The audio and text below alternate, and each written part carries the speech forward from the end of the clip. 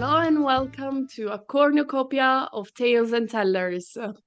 Today we've got a very special episode because there are four of us in the Zoom room to record this episode, and it's going to be a discussion about a theme that nobody knows about. So just Alan and I know what we're going to talk about.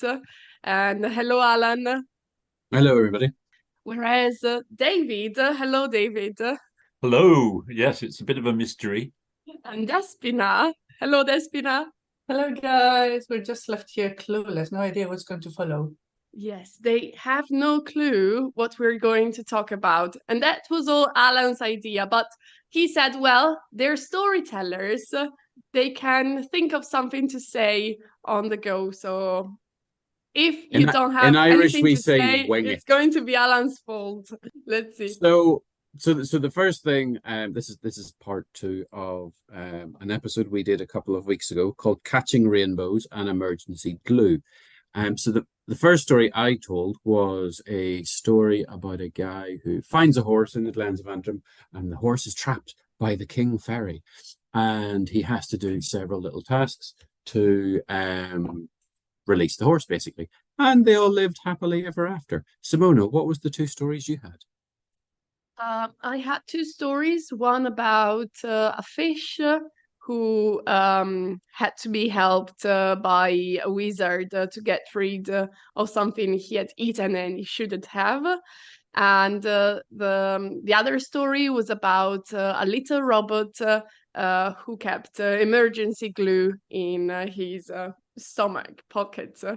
And Alan was very happy about that story. He always laughs whenever he remembers that story. So these were the two stories I told.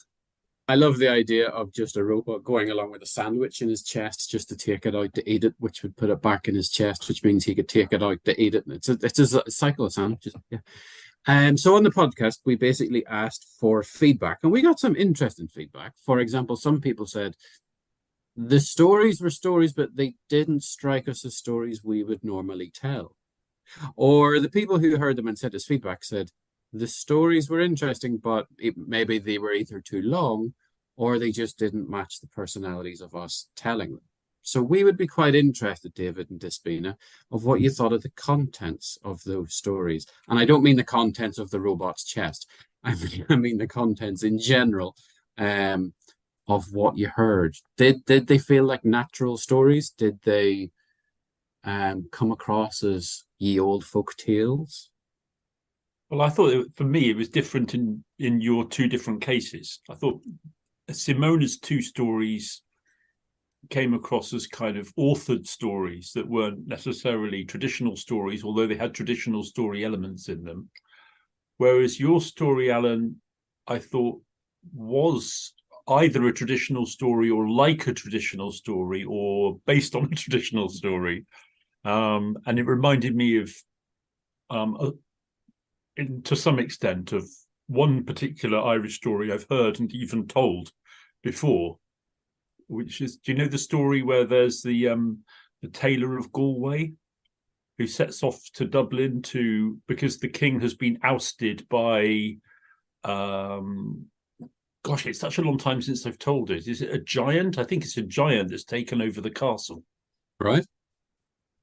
And it's not familiar with me. The tailor needs three helpers, and one of them is a horse. But he digs a hole for the horse to hide in, and the horse helps him in exchange. But in the end, he doesn't help the horse get out of the hole. So it's a bit of a problem with a horse in a hole.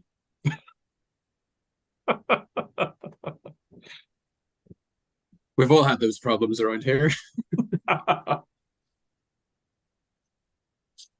Despina, what was your take on it?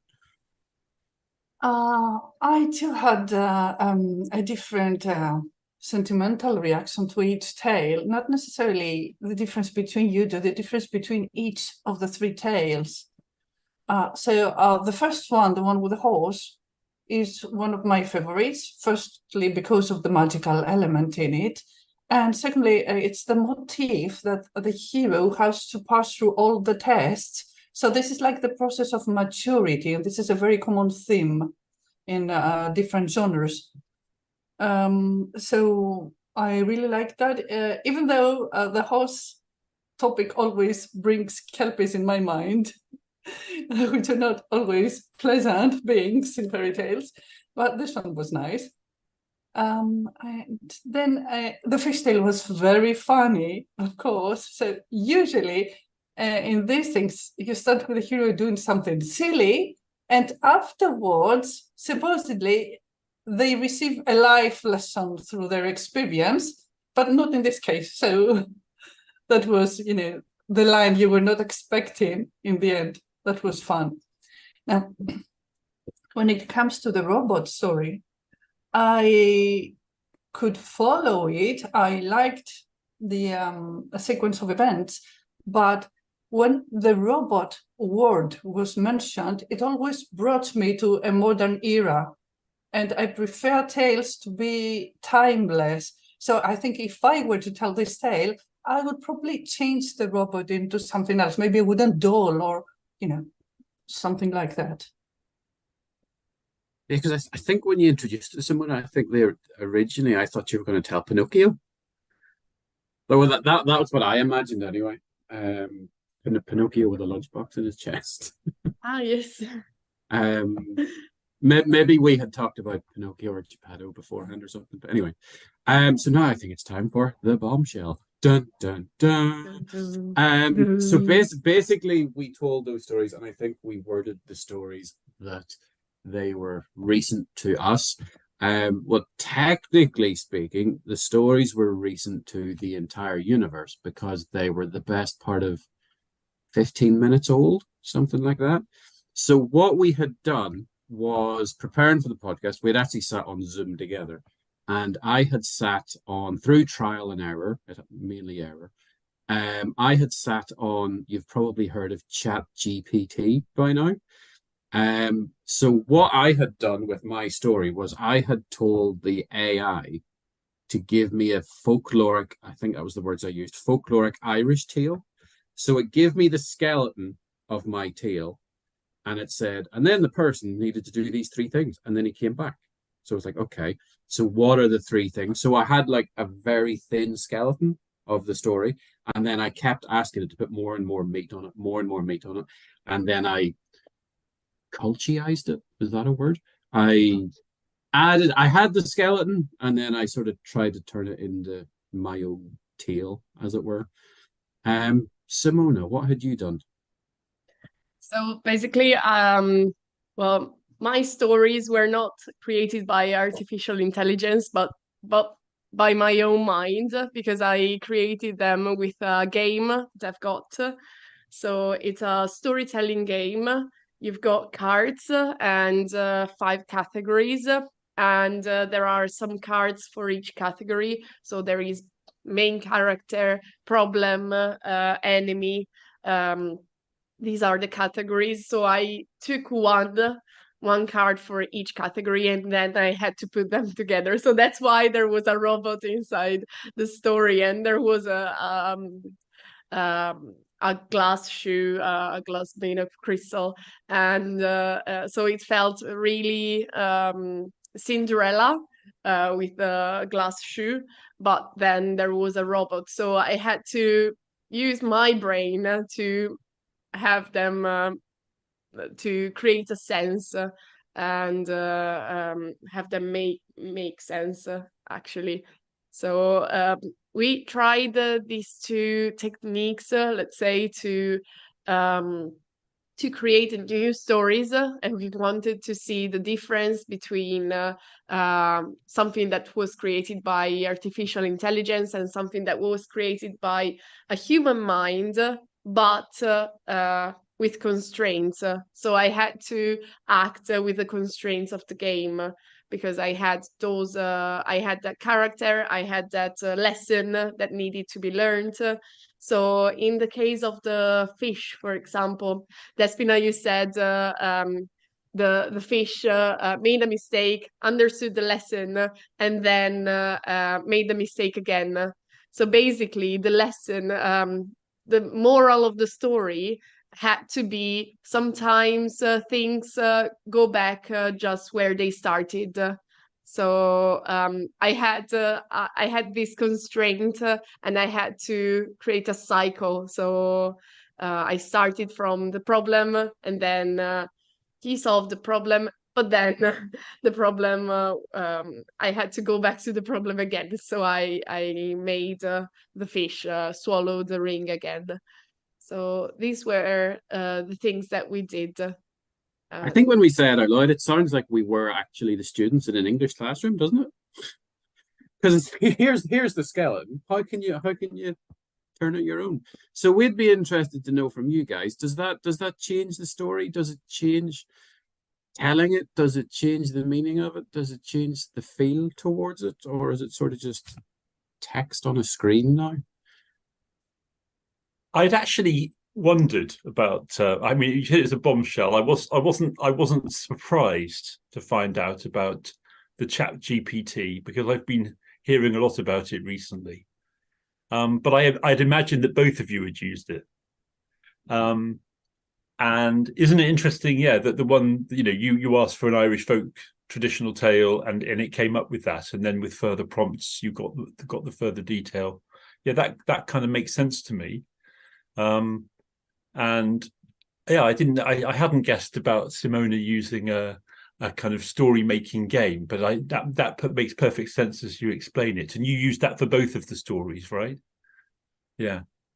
Yes. And then you were putting that. I feel I admire you for keeping to that constraint, because I think my temptation would have been to say, "Oh, I'll stay with what it's got, but I'll make some changes to it as well and use it as a frame." But you were quite strict with yourself, Yes.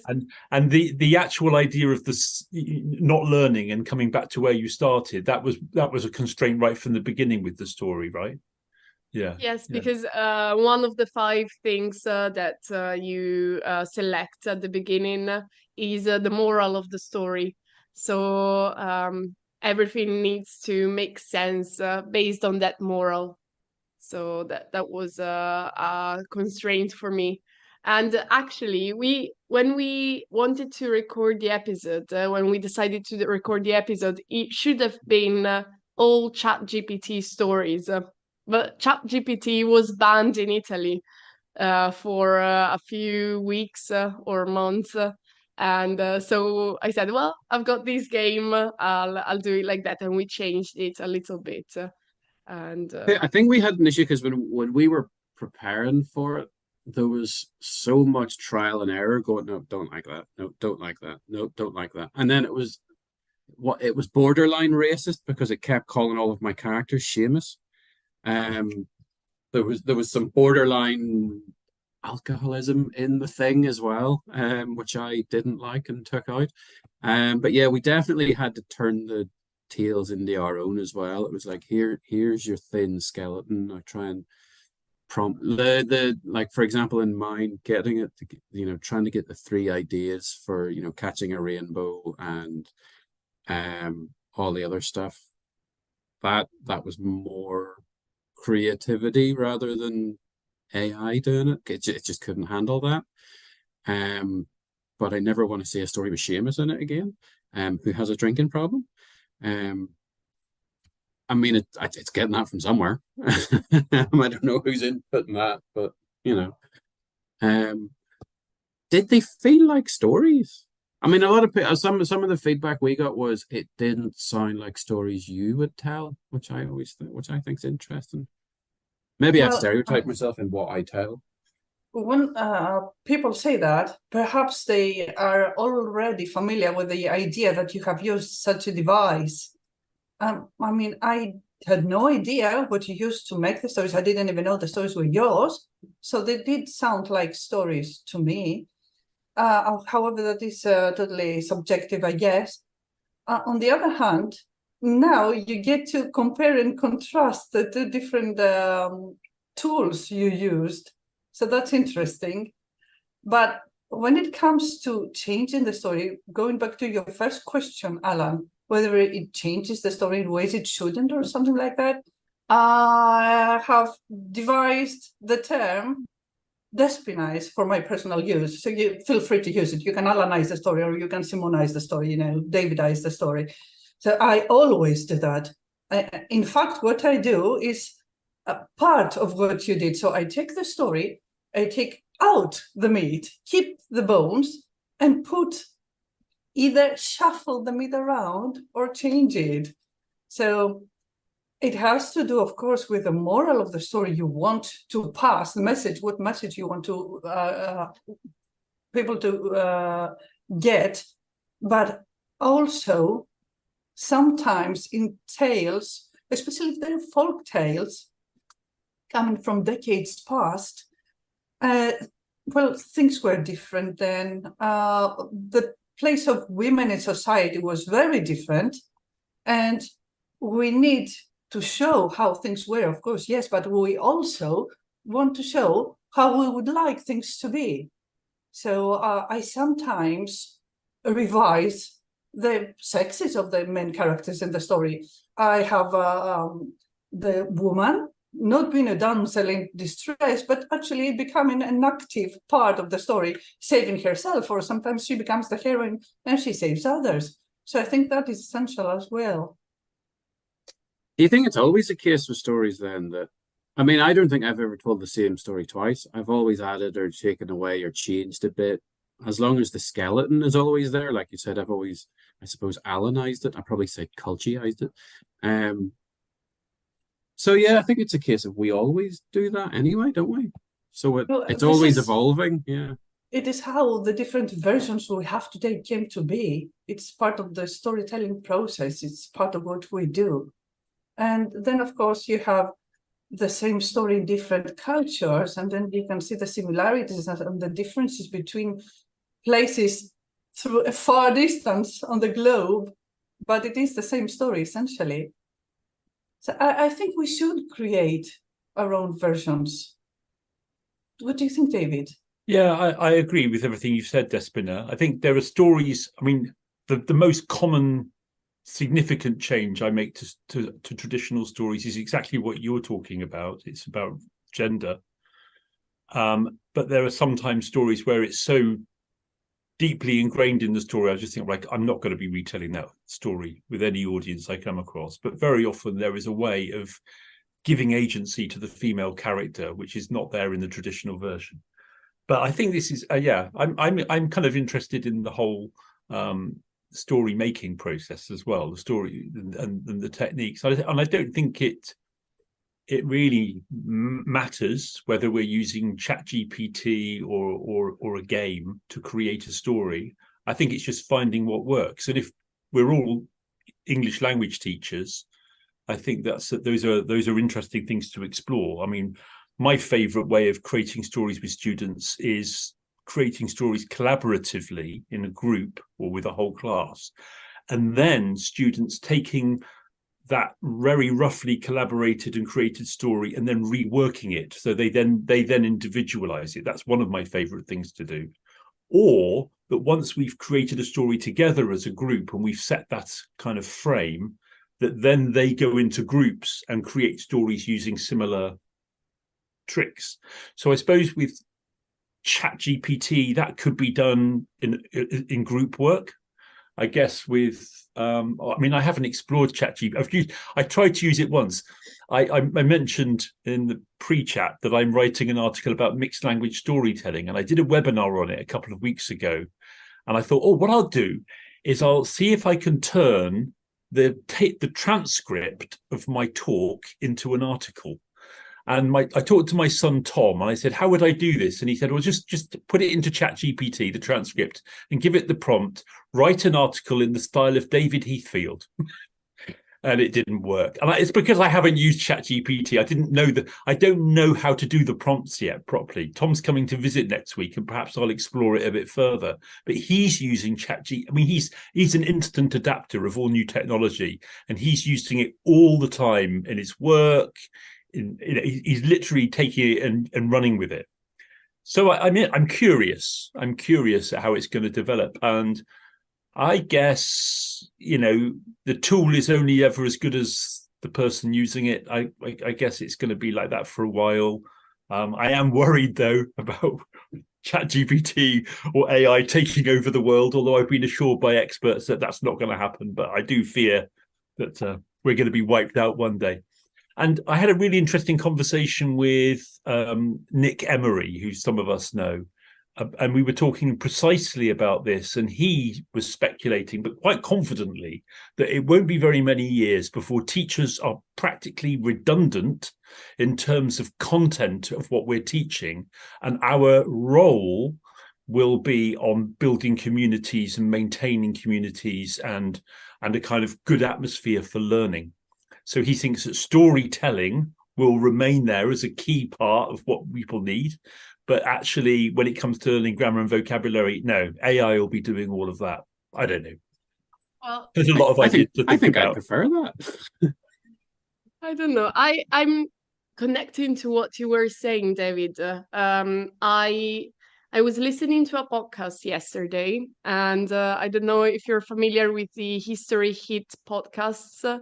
There are various podcasts about history, and there's this podcast about the history of inventions. It's called Patented. And I was listening to an episode about spam, so the birth of spam and spam emails and in chats. And the final thought of the person who was interviewed um, really struck me because I thought, well, tomorrow I'm recording an episode about storytelling and the use of AI in storytelling. And what he said was really important for me because he said he was talking about the future of AI and if we need to be scared or not. He said, I think that in the next few years or decades, everything will be an epistemological problem. So what we see online, is it true or is it false? Is this article written by the person that I think it was written by, or by artificial intelligence? Is this person talking on the phone with me a true person or a computer? Is this podcast made by a true person or by a computer? And all these things. And what he said was, I think there will be a revival, and we'll need more things that create communities and that we can see as real and as human. And I thought, well, I really hope that will happen because storytelling is exactly that. So, telling a story, you tell something about yourself, you give someone else, someone that you've received or you made up, be it a folk tale that you've learned or something that you're creating. And it's personal, it's human, and it creates communities because if whether I'm sharing a story with one person or a group of people, you share something human in the telling of a story. So I don't know. He said this, and I said, "This is really important. This is really a good thought, and this is also why storytelling is always more important in a AI-led word, as I was telling Alan before. I don't know if this can describe what the word will be like. AI-led. I don't know. Well, it makes sense if you consider that knowledge like that would be linear. I mean, when we are telling to students, there's always this triangle formed. So there's a story, there's a teller, and there's the audience who get it. So this is like a connection, which I don't think can be replaced in any other way, because part of it would be missing. Yeah, I think in pictures, obviously. Yeah. Yeah, that's true. But if you think about Alan's story, Alan used ChatGPT to generate a story and through asking questions and prompts, but essentially you then took it and made it into your own story and retold it, and it worked.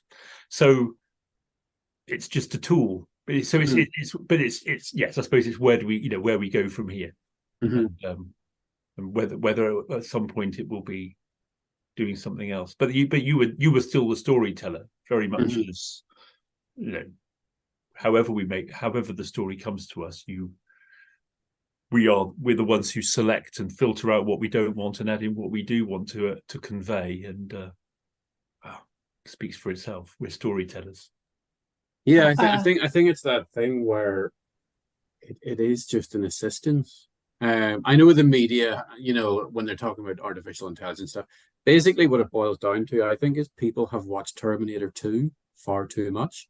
And it is just an assistant tool. But I think are we different because we're storytellers as well? Because if I'm introducing a story that I'm telling, say, in person or whatever, I go, here's one I heard from, or when we do this podcast, it's like we got a story from whatever, and there's no sort of copyright or anything on that. Whereas because that was done in AI, there's obviously going to be a background history, something of the skeleton of that tale, or 400 versions of it.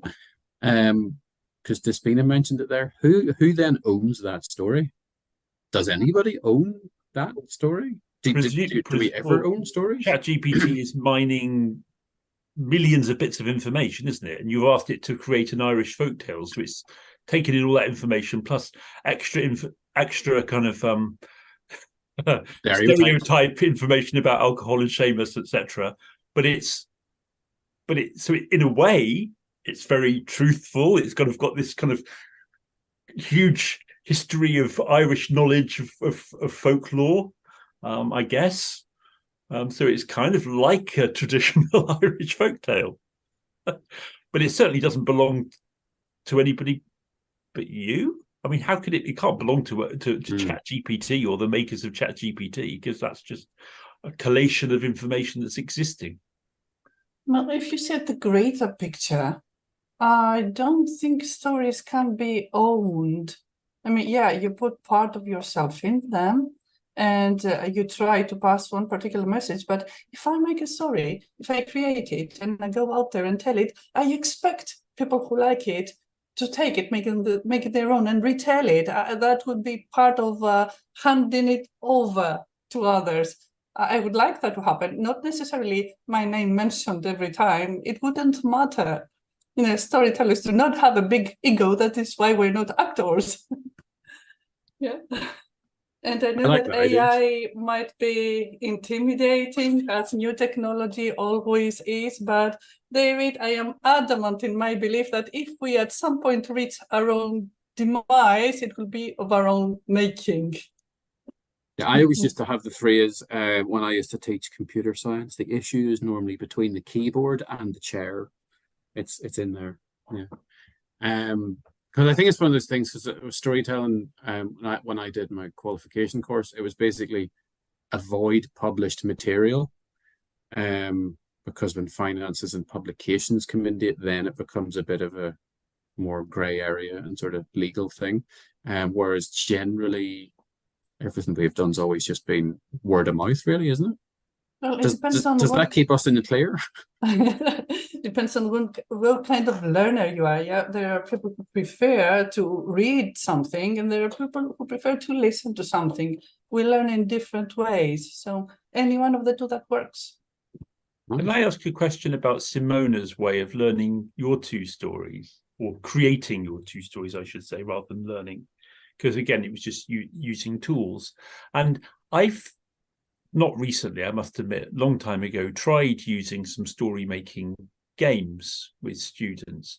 But the problem I always ran into were that there were too many prompts. That there was the games always had too many ideas, and in a way, the best or usual traditional stories have very few key ideas, and then you expand from those. There's the one magical element, there's one helper, and there's one central protagonist, but we don't need very much. And these kind of games with cards or with dice or whatever, they seem to generate too much. Is that an issue that you've run into when you've created a story yourself or done similar things with your learners? Not really when I created these stories, because there are really just 5 elements in this game. So it's I don't know if you're surely familiar with the game where you give certain elements, and the students need to try to put them together in their story. For example, you give them an orange, a candle, a horse. Um, some wheat, and I don't know, a house. And they need to create a story including those elements. And the funny thing is to see if they create a story, similar stories, or different stories. So with me, with this game, it was really simple, because the structure of the game is just I give you 5 elements, and you create a story that makes sense. So the 5 elements are a character, um, an object that can be positive or negative depending on what you want it to be. There's location, let's say, place that can be either the ocean for the fish story, and the bridge for the robot story. Then there's an enemy, or a helper, depending on whether it's a good person or a bad person in the cards. And then you've got the moral of the story. So with this game, it was really, really simple, because it's a game that you play in 2 people. So you have all the cards down on the table. You take 5, and then the first one who you exchange a card, you take another one. You exchange a card, and you take another one. The first one who has all the 5 elements in their hands can tell a story, and the other needs to give a mark based on the story. So it's a really simple game. But I had the same problem with another game that I have. I've got dice, storytelling dice, or story making, I should say, story making dice. And I use them in a way that's not the right way to use them, because if you follow the instructions, it's too complicated. I think there are too many elements. What I usually do is there are 6 dice. I get them to throw the dice, and then they've got 1 element for each dice, for each die, and they need to create a story from that.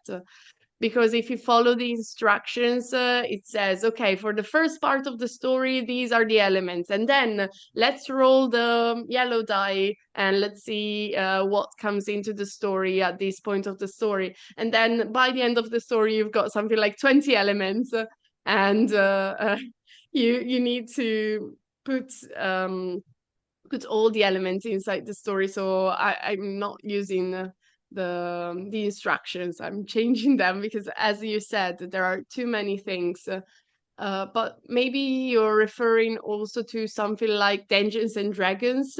So that's role play game, and you need to create a story, and then the characters of the story play the game based on the story that you're creating, based on the setting and the things that happen. So maybe that's kind of more complicated, and I wouldn't use something like that in the classroom unless my students were familiar with that kind of game. But I don't know if you're referring to something like that, David. To be honest, I've done those games very little, but I kind of abandoned them very quickly as well. So I haven't explored them in detail. But one thing, for example, I like is like a dice, but an ordinary dice with 1 to 6. But instead of that being already with story elements associated, that I would just say to the students that I'm with, give me 6, let's say 6 locations, So they just shout out 6 locations, whatever they are, could be farm, forest, whatever. And then one of them rolls the dice. And if it's number 4, it's park, for example. So we've got the location. So in a way, the dice is just taking it's just narrowing down the chance element of what location is and what the 6 characters might be. We might have one character come first of all, so we shake that dice and it's it's a police officer, and another. But the story develops by just rolling the dice. But the ideas come from the students. But then the next step is determined by what is rolled on the dice. I don't know. I suppose there's so many different ways of doing it. There's not a no right or wrong. Yeah, I think it's just it's the tool to sort of put the skeleton in place, and then it's the human creativity comes around that. Because I mean, like Simona, when we were creating it on the actual AI system, how many versions did we go through? We just went, nope, don't like that. Nope, don't like that. Nope, don't like that. And then we just scrapped the majority of it anyway, because some of it was absolute rubbish. So there was the idea, it was the very basic skeleton, and then it became much more. Creative thought on a computer, they just can't do it. But yeah, it's a curious world that we're in at the moment with such rapidly advancing technology. We use what we can to make our job more engaging and interesting. Yeah. But like you, Despina, I have kind of largely just put all of those more modern things aside and keep going back to the older and older stories and retelling those, because they're just so rich and can be reinvented. They're the stories, as we know, that have been honed by generations, tens, maybe even hundreds of generations of humans. So, what better resource? There's an idea, David. We could use classical tales, the fairy tales that our students grew up with, and have them, the kids, change them around and see what comes out. Yeah, of course, yes, and that's a popular activity and can be very. You mean often like resetting the traditional story in the current context or in an imaginary context. Reversing roles, etc. Role reversals. Yeah. Yes, absolutely. As long as we have creative ideas, it's fine. Yes, too true. Well, it was very nice to see you today, guys. I'm so glad we did this. Thanks for having us, Simona. Thank you for coming, Despina and David, and thank you very much for being a good sport? Being a good sport. Yeah. You came here and you were marvelous.